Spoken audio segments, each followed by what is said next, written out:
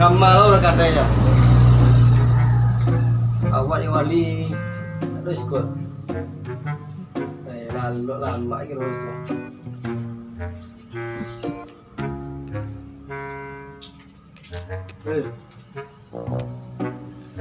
Ada. Wah, wali rokok dah. Mau beli rokok dah. Rokok ada dah. Rokok apa dah? Sempurna lah. Aku nya. Tak. Barat je lah.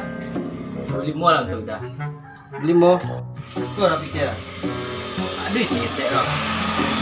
Itu sih lah. Salah ini kan. Gadang lah. Aduh itu lah.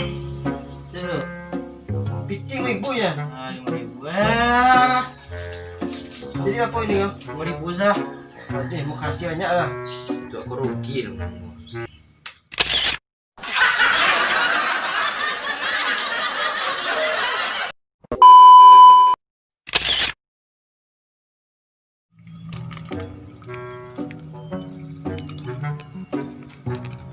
Apa orang dia apa? Kita nasinya.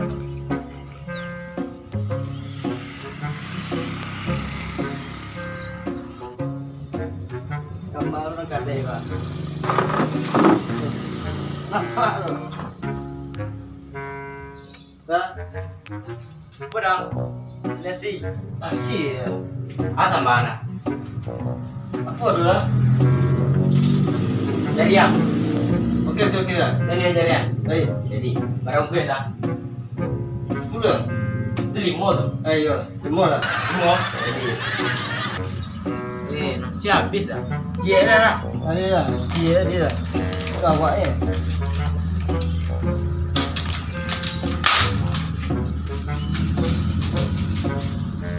Berapa? Saya ya. Dah, kau ya. Pandai udah nyari aja seorang lah. Mana nasi ya? 5.000 sah. Ada lagi ada puluh. Nah itu loh. Biar jalan ya tadi udah telen aja. Oh, ayam ni lah ya. Sawan lah. Yo, beli kecil lah. Kau sudah. Sudah. Nah kan? Lain lo ya. Mereka kan nggak gawat jalan lain. Mana tempat yang dia? Tempat kan? Aduh sih orang tu.